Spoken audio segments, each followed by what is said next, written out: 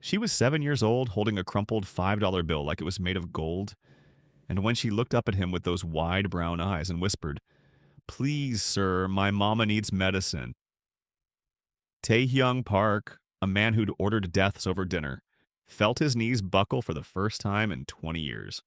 Before we dive in, if you found this story intriguing, don't forget to like this video, comment below what you think will happen next, and subscribe so you never miss a story that touches the soul.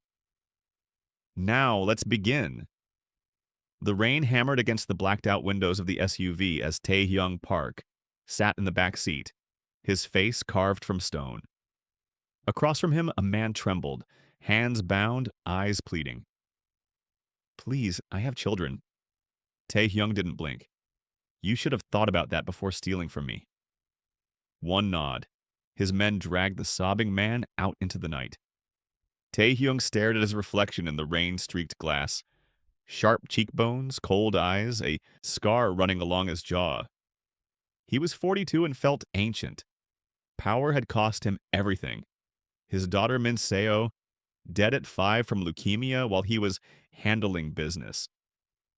His wife had left him that same year, calling him a monster. She wasn't wrong. Across the city, Ariel Mbatha stood in the fluorescent glare of Save Mart, counting coins in her trembling palm. $18.37. The asthma medication her daughter needed cost $23. "Mama," Zara tugged her sleeve, her braided hair pulled back with a rubber band. "Is it enough?" Ariel's heart shattered. She knelt down, cupping her daughter's face. "Baby, we'll figure it out. We always do." But her voice cracked. 3 months behind on rent, 2 jobs barely keeping them fed. She'd fled Nigeria 5 years ago with nothing but hope and Zara in her arms. Hope was running thin. "Can I help?" Zara whispered. "No, baby. Mama's got this." Ariel returned half the groceries, keeping only rice and eggs.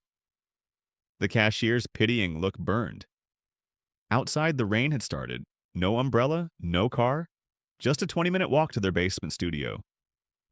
Zara's small hand found hers. "It's okay, Mama. Tomorrow will be better." Ariel pulled her daughter close, hiding tears. "God, please, just one miracle." What she didn't know was that her miracle was parking his SUV right outside, and he looked nothing like salvation. Taehyung stepped out of the vehicle, instructing his driver to wait. He needed air, needed to clear the weight pressing against his ribs, the weight that always came after violence. He lit a cigarette, watching the rain blur the neon signs when he felt it. A tug on his coat. He looked down. A little girl, no older than 7, stood there, soaked to the bone, her brown eyes enormous in her small face. She held out a crumpled $5 bill with both hands like an offering. "Please, sir," she said, her voice barely audible over the rain. "My mama needs medicine. You, can you help us with $5 more? I promise we'll pay you back." Time stopped. Taehyung's cigarette fell from his fingers. Those eyes. That voice. The way she said "please" with such desperate hope. "Papa, please don't go. Please stay with me." Min Seo's last words before the machines went silent. He couldn't breathe, couldn't move. This child, this stranger's child, had just reached into his chest and grabbed his dead heart with her tiny fingers. "Zara!" A woman's voice cut through. "Zara, what are you doing?" Ariel rushed over, yanking her daughter back, her eyes flashing with protective fury. She was beautiful, exhausted but fierce, her natural hair pulled into a wrap, her clothes worn but clean. "I'm so sorry," Ariel said quickly, pulling Zara behind her. "She didn't mean to bother you." "Mama, I was just asking." "Hush, baby." Taehyung finally found his voice, though it came out rougher than he intended. "How much do you need?" Ariel's spine stiffened. "We don't need anything. Come on, Zara." But Zara looked back at him as her mother dragged her away and mouthed, "Thank you for listening." Taehyung stood frozen in the rain, watching them disappear into the night. For the first time in 15 years, he felt something crack inside him, and he knew, with terrible certainty, that he couldn't let them just walk away. Ariel's hands shook as she unlocked their basement apartment. Zara, you can't do that. You can't just ask strangers for money. But Mama, he looked kind? Kind? Ariel's voice rose despite herself. Baby, you don't know what people are capable of, especially men like that. She'd seen the SUV, the tailored suit, the scar. Men like him didn't give, they took. Zara's eyes filled with tears. I just wanted to help. Ariel pulled her close. I know, my love, I know, but we survive on our own, okay? Just you and me. Meanwhile, Tae-hyung sat in his penthouse, staring at the city lights. Second-in-command Ji-woo watched him carefully. Boss, are you all right? Find them? Who? The woman and the little girl. From Save Mart tonight? Ji-woo hesitated. Sir, why? Tae-hyung's jaw tightened. Just do it. What do you want us to... Nothing, just find where they live. Don't approach them, don't touch them, just find them. Ji-woo nodded slowly, confused but obedient. Alone, Tae-hyung walked to his bedroom and opened a drawer he hadn't touched in years. Inside was a small pink hairbrush, a faded photograph, and a hospital bracelet. Min-seo's face smiled up at him from the picture, gap-toothed, joyful, alive. I'm sorry, he whispered to the photograph. I'm so sorry I wasn't there. But apologies didn't resurrect the dead. He'd failed his daughter.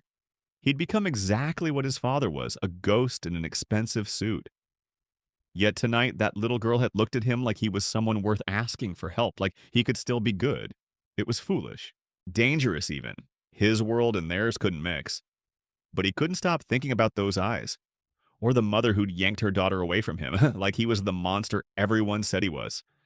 2 days later, Ariel came home to find an eviction notice taped to her door. 72 hours to vacate. Her knees gave out. Zara was at school. She had 3 days to find a miracle that didn't exist. She sat on the cracked linoleum floor and finally let herself cry, deep, silent sobs that shook her entire body. A knock. She wiped her face quickly. Who is it? Maintenance. She opened the door. A young Korean man stood there with a clipboard, but his eyes were too sharp, too alert. I'm here to inform you that your rent has been paid in full for the next 6 months. Ariel blinked. What? That's impossible. Who? An anonymous benefactor. Also, there's a package for you. He handed her a bag. Inside was the asthma medication for Zara, along with a note in elegant handwriting. You don't know me, but I'd like to help. No strings, no expectations, just let me do this. Please. A friend. Her hands trembled. Only one person came to mind. The man from the rain. When Zara came home and saw the medication, she clapped her hands. Mama, it's the kind man. I told you he was good. Ariel's stomach twisted. Nothing was free, especially not from men who wore $1,000 suits. That evening, there was another knock. This time, it was him. Tae-hyung stood at her door, hands in his pockets, looking uncharacteristically uncertain. I don't want your money, Ariel said before he could speak. I know. Then why? His eyes met hers, and for a moment, she saw something raw there, something broken. Because your daughter asked me for help, he said quietly, and I haven't been able to sleep since. Ariel's breath caught. Sir! Zara appeared behind her mother, beaming. You came. Tae-hyung's expression softened in a way that made him look almost human. Hi. Zara? How do you know her name? Ariel demanded. She told me that night. Ariel wanted to slam the door, wanted to protect her daughter from whatever this man was. But Zara was already inviting him in, chattering about her day, and Tae-hyung, this dangerous stranger, was listening like every word mattered.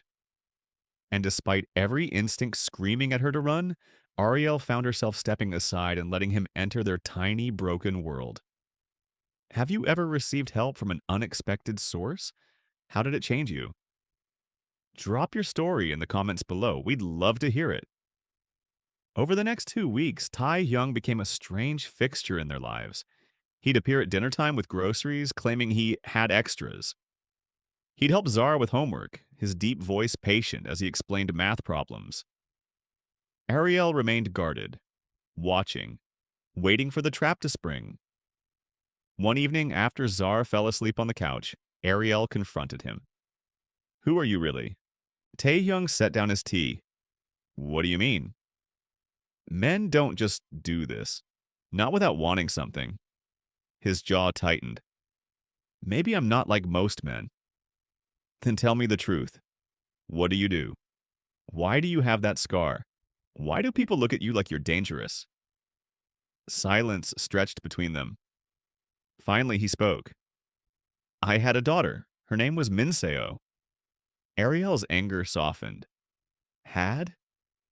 She died when she was 5. Leukemia. His voice was hollow. I was too busy building an empire to notice she was sick. By the time I paid attention, it was too late. Tae-hyung. My wife left me after the funeral, said I chose power over our family. She was right. He looked at his hands. I've done terrible things, Ariel. Things I can't undo. But when Zara looked at me that night, I saw Minseo. I saw a chance to be what I should have been. Tears pricked Ariel's eyes. I lost my husband too. Car accident in Lagos 3 years ago. That's why I came here. I thought America would save us. Instead, it's been this. She gestured at the peeling walls, the secondhand furniture. You're doing an incredible job, Tae-hyung said softly. Zara is smart, kind, joyful. That's because of you. Their eyes met. Something shifted. Why do I feel like I can trust you? Ariel whispered.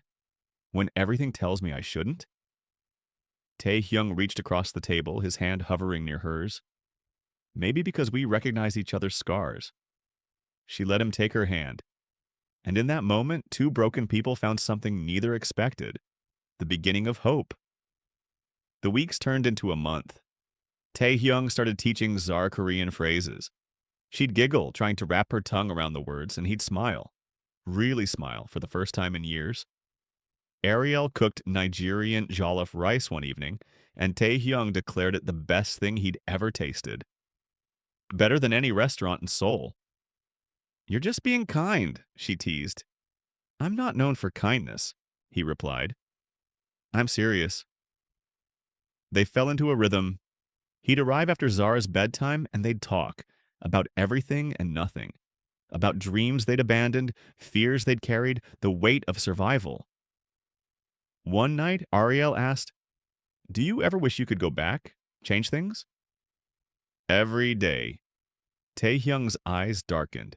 But we can't. We can only try to be better now. Is that what this is? You being better? He looked at her. Really looked. You make me want to be. The air between them crackled. Ariel stood abruptly. I should check on Zara. But Tae-hyung caught her hand. Ariel, Don't, she whispered. Don't say it, not yet. Because if he said it, she'd have to admit she felt it too. And falling for a man like him, a man with secrets and shadows, was madness. But her heart didn't care about logic. That Sunday, Tae-hyung took them to the park. Zara ran ahead, chasing pigeons, and Ariel walked beside him, their hands occasionally brushing. Thank you, she said quietly. For what? For seeing us. For staying. Tae-hyung stopped walking. He turned to her, his expression vulnerable in a way she'd never seen. I'm the one who should be thanking you, he said. You gave me a reason to remember I'm still human. Ariel's breath caught, and when he leaned down, hesitating, giving her every chance to pull away, she didn't. Their first kiss was soft, tentative, tasting of coffee and hope and second chances. When they pulled apart, Zara was watching from the swings, grinning like she'd planned it all along. For one perfect moment, everything felt possible. The darkness came on a Tuesday. Ariel was walking Zara home from school when a black car pulled up beside them. Two men got out, not Taehyung's men. Ms. Mbatha? One said, his smile cold. We need you to come with us. Ariel grabbed Zara, backing away. Who are you? Friends of Mr. Park. He owes a debt. You're the payment. Terror flooded her veins. She ran, pulling Zara with her, but they were faster, stronger. A gunshot rang out.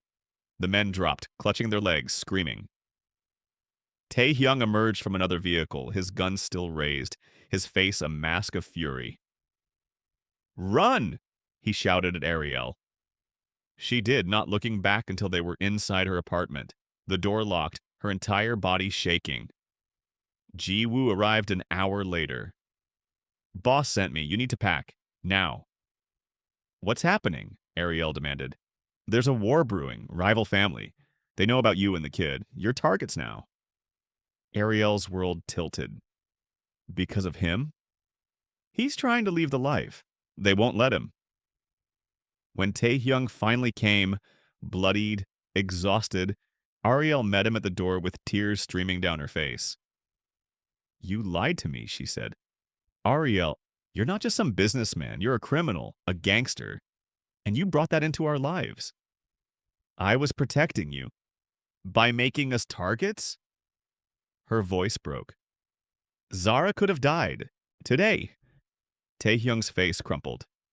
I know, I'm sorry. I'm so sorry. Sorry doesn't fix this. Ariel's hands shook. You need to leave, and you can't come back. Ariel, please. Go! He looked at Zara, who was crying in the corner. I'm sorry, little one. Then he left. And Ariel collapsed, wondering if she'd just made the biggest mistake of her life or saved them from destruction. Either way, her heart was in pieces. For 3 days, Ariel barely slept. Every sound made her jump. Every shadow seemed like a threat. Zara asked about Taehyung constantly. When is he coming back? He's not, baby. But why? Did we do something wrong? No, sweetheart. Sometimes people can't stay, even when we want them to. Meanwhile, Taehyung sat in his office, staring at the empire he'd built with blood and brutality. Ji-woo stood nearby. The families want a meeting, Ji-woo said. They're willing to negotiate. What do they want? Your territory, your operations, everything? And if I refuse? War, more bloodshed. Taehyung was silent for a long moment. Then he said something that shocked Ji-woo to the core. Accept their terms. Boss, give them everything. I'm done. You can't just walk away. Watch me. Taehyung's voice was steel. I've lost too much chasing power. I won't lose them too. That night, he called a number he'd memorized but never used. Ariel answered on the third ring. Hello? It's me. Silence. I'm leaving the organization, Taehyung said. Permanently, I'm giving it all up. Taehyung, you were right. I brought danger to your door. I can't undo that, but I can make sure it never happens again. His voice cracked. I love you, Ariel. I love Zara. And I will spend the rest of my life keeping you both safe, even if that means you never see me again. Ariel's hand covered her mouth, tears streaming. But if... His voice broke. If there's any part of you that believes we could have a future, I'll be at the party. Tomorrow, noon, where we had our first kiss. He hung up. Ariel stood there, phone trembling in her hand. Zara appeared in her doorway. Was that him? Ariel nodded. Do you love him, Mama? The question broke her. Yes, she whispered.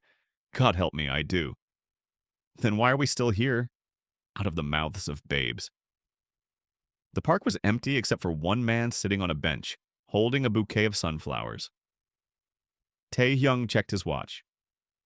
12:15. She wasn't coming. He'd been a fool to hope. Excuse me, sir? He looked up. Zara stood there grinning, Ariel right behind her. Beautiful, terrified, hopeful. Tae-hyung stood so fast he nearly dropped the flowers. You came. We almost didn't, Ariel admitted. I'm still scared. I'm scared of what loving you means. I know. But I'm more scared of a life without you in it. He crossed the distance between them in 3 strides, cupping her face. I'm out. Completely. I sold everything. I'm nobody now. Just a man who wants a second chance. You're not nobody, Ariel whispered. You're the man who heard my daughter's prayer. The man who saw us when we were invisible. Their kiss was different this time. Desperate, grateful, full of promises. Zara tugged Tae-hyung's sleeve. Does this mean you're staying? He knelt down to her level. If your mama says yes? Zara looked at Ariel with enormous pleading eyes. Ariel laughed through her tears. Yes, stay. 6 months later, they stood in a small chapel. Ariel in a cream dress, Tae-hyung in a simple suit, Zara as the flower girl. As he slipped the ring on Ariel's finger, he whispered, Thank you for saving me. We saved each other, she corrected. At the reception, Zara approached Tae-hyung with a crumpled $5 bill, the same one from that rainy night. I've been saving this, she said solemnly, for something really important. What's that? She grinned. Can you help me buy flowers for Mama? I want to surprise her. Tae-hyung's eyes filled, with tears. He took the $5 with reverence. It would be my honor. As they walked hand in hand toward the flower stand, Ariel watched them, her daughter, her husband, her impossible miracle. She thought about that desperate night when Zara had asked a stranger for $5. Neither of them could have known that small act of faith would change 3 lives forever. That love, real, redemptive, unexpected love, was always worth the risk. And that sometimes the most dangerous men make the gentlest fathers. What's the biggest risk you've ever taken for love? How did it change your life? Share your story below, and if this touched your heart, like this video, subscribe for more emotional journeys, and let us know. Should we do a part 2 showing their life together? Your comments mean everything.